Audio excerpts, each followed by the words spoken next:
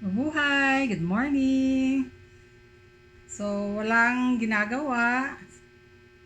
Nasa bahay lang. So, pinagpasyahan ko na may gagawin ako sa araw na ito. So, bago lahat, dasal muna tayo sa Panginoon. Pasalamat. So, Heavenly Father, thank you so much for giving us another day of our life. Bless us always in all our works, in all what we are going to do in this day. Guide us in all our ways. Bless all those who are traveling, land, air, and sea, that all are safe back home. Thank you, Lord God. In Jesus' mighty name, Amen. Amen. So, pakita ko sa inyo kung ano gagawin ko sa araw na ito. Let's go. Mga ka-TG, it's about time na talagang puputulan ko na yung buhok ko.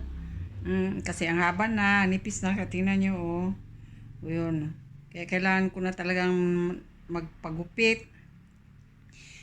Dati ako lang talaga, ngayon, yung nasa taas, nakatira doon sa taas, si Jitel, yung daughter-in-law. Yun yung pagupitin ko para maipakita ko sa inyo ang aking buhok. Ang dami kong buhok. Ang hahaba-haba na talaga ng buhok ko. Manipis, maupuan ko na siya, tapos minsan dumidikit sa panit. Dito sa mga ano ko, dumidikit. Oo, lalagas. Kaya tanggalin ko na, putulin. Putulin ko na siya, tsaka i-treat ko na naman ulit. Tulad ng pag-treat ko hanggang humahaba siya, lagyan ng niyog. Hindi na ako nakapag-treat sa hair. Pati yung aloe vera hindi na kasi na busy. So, I'll show you.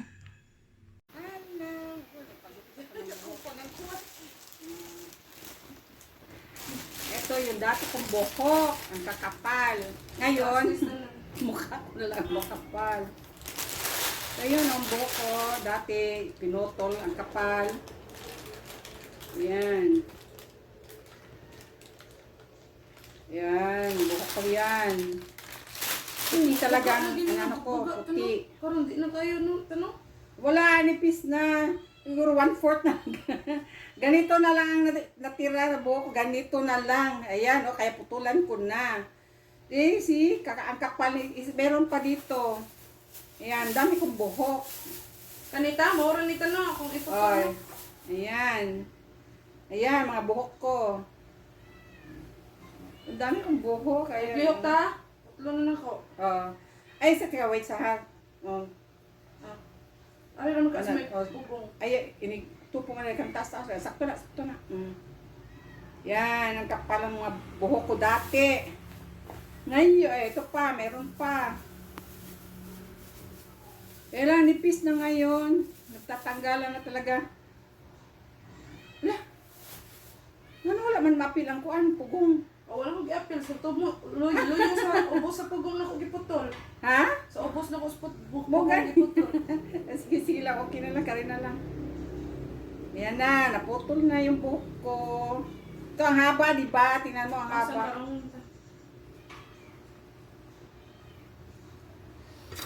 Haba ng hair. Kasi nipis na talaga. Tapos maupuan ko na sa sobrang haba. Mahaba na talaga siya. Yan sobrang haba tsaka manipis. Yung dati. Tingnan nyo. Diba? Nipis-nipis. Tsaka kapal-kapal nito. Isang ganito lang. Tapos yun. Ito pa yung dati. Ang kapal. Sobrang kapal. Kapal ang buhok ko, talagang makakapal ang buhok ko. Ito na ngayon ang manipis, kaya pinutulan ko na para, ito pa, mayroon pa.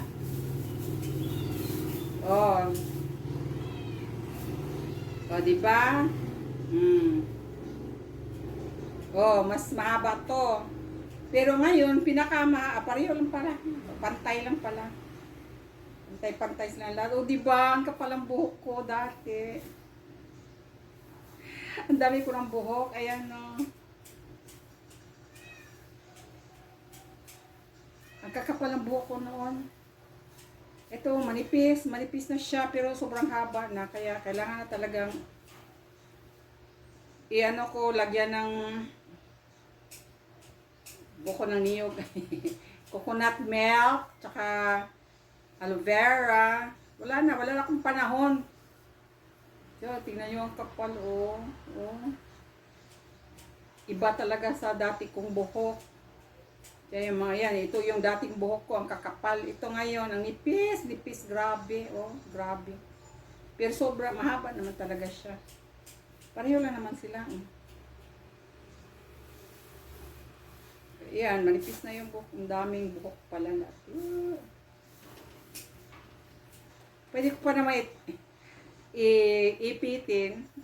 Gusto ko nang mahaba. Ayan. Dami ko ng buhok. Pero meron ding nauna pa. Hindi ko lang nailigpit. Hindi ko lang tinatago. Ito lang, tinatago ko. O, di ba maiksi na yung buhok ko. Pero mapusod. Pinupusod ko kasi yung buhok ko. Ngayon, pwede na. Pwede na, hindi na pusurin. Talagang, hindi ko na kasi talagang wala na. Sobrang manipis na talagang manipis. Ayun, iksi ng buhok ko.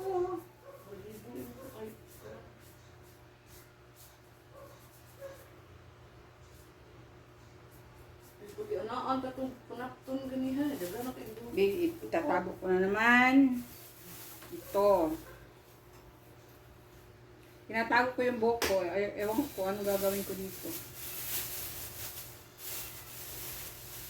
Yung una kasi, binibigay ko.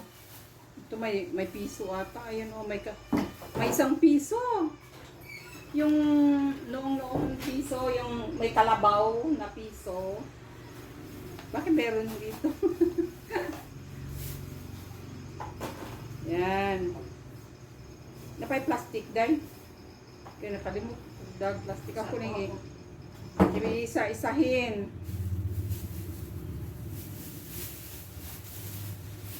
Yan. Lagay ko dito. Ito yung lagyanan ng buhok ko. Ayan. Thank you.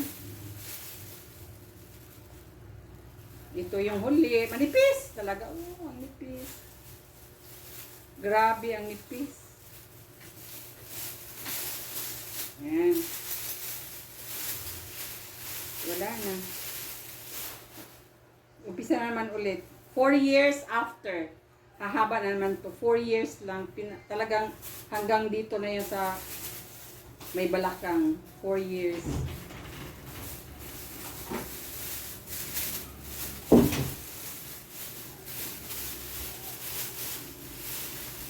Pero, ang tanong, buhay pa kaya ako noon?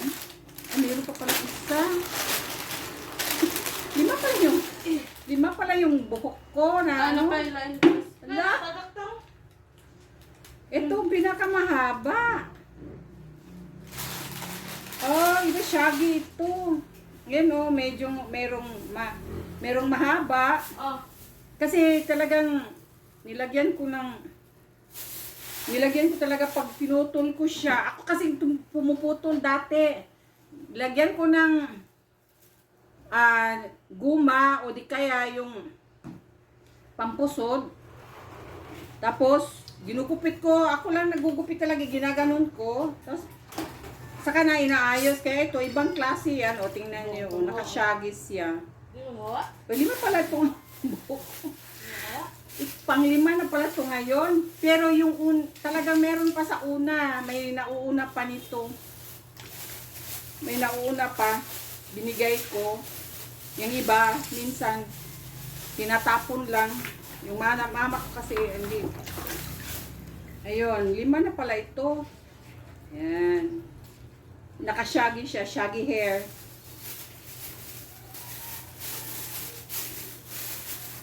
Hindi ko napansin.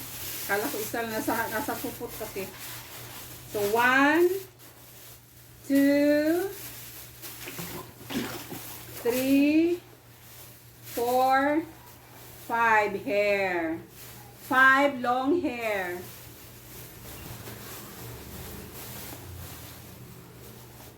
Pinuto ko na naman. Ay, wala na talaga. Manipis eh. Saan ba yung pinakamalaking lagyanan para hindi mabasa? Hindi naman mabasa kasi nakalagay sa ano, plastic. Nakalima na pala ito. Hindi ko nakita dito sa isa. Biglang tinapong ko. Nakalimutan ko kasi na ano, 5 na palang nakatago dito. 5 mahahabang buhok. Saka makakapal. Ayan lang ang talaga. Manipis na manipis. May tagak sa. Oh, meron pang anong klase ito? Ay, sa shaggy ito. Sa shaggy na hindi na ipit. Hindi na isama sa pag-pusod. Ayan. Tinatago kasi. Baka may gustong bumili. Hindi kasi yung ano talaga binibigay ko. Binibigay ko eh ngayon. Binibigay ko yung mga buhok ko.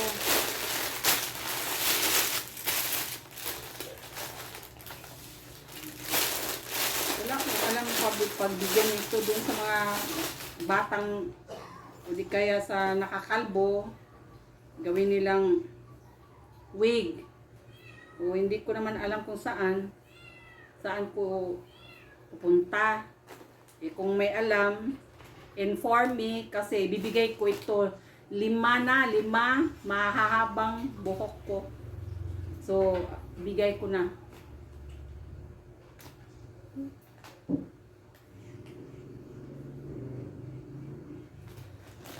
Yeah!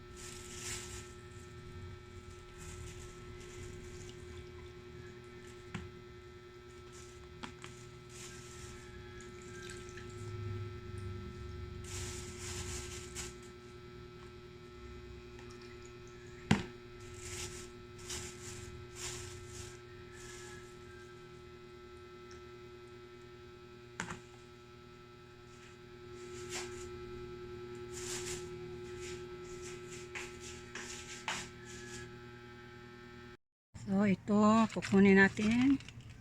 Dito sa pinakababa lang yung magandang mula. Eto. Kukunin ko ito. Yan. Marami naman aloe vera.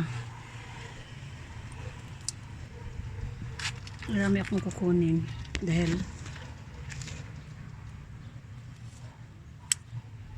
para sa buhok at sa mga pisngi. Ayan.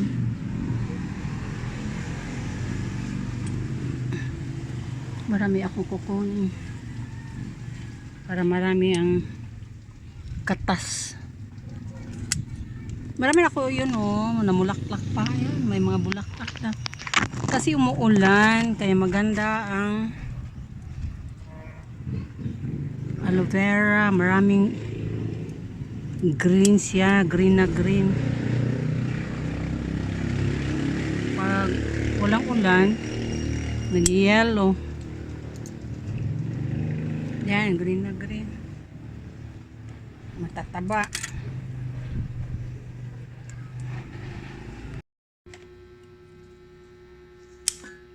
Ilagay ko dito sa loob yung guava leaves.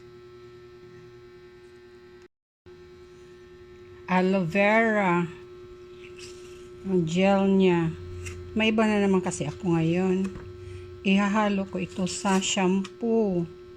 At yun na ang gagamitin ko araw-araw.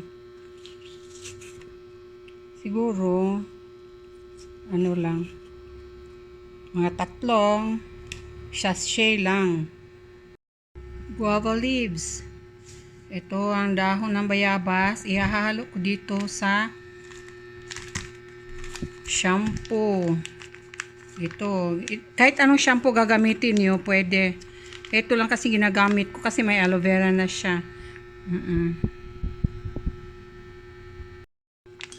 Tapos, kaya itong sachet na ginagamit ko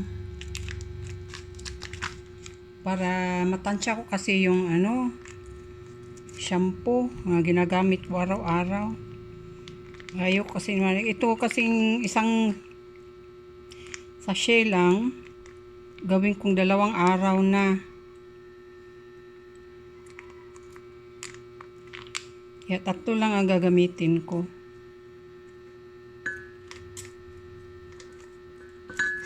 Kasi naluan ko ng dadami na siya. Haluan na ng tubig. Pag may halo na ng tubig, yun, dadami na siya.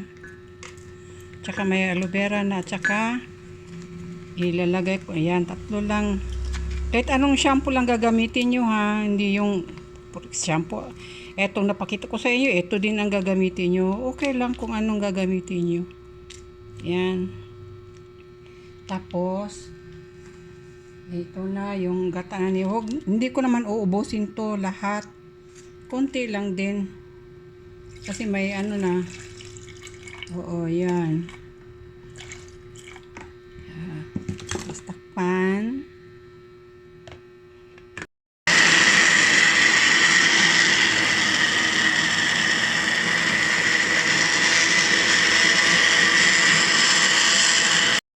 Ito yung gagamitin ko na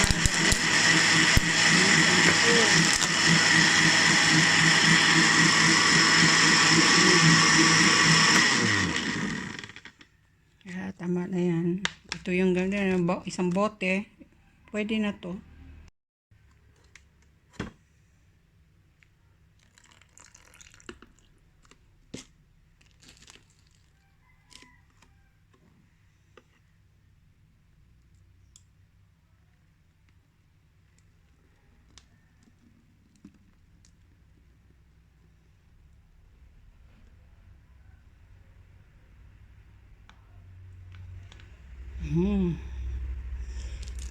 Maraming araw na pag maligo ka ito nang gagamitin.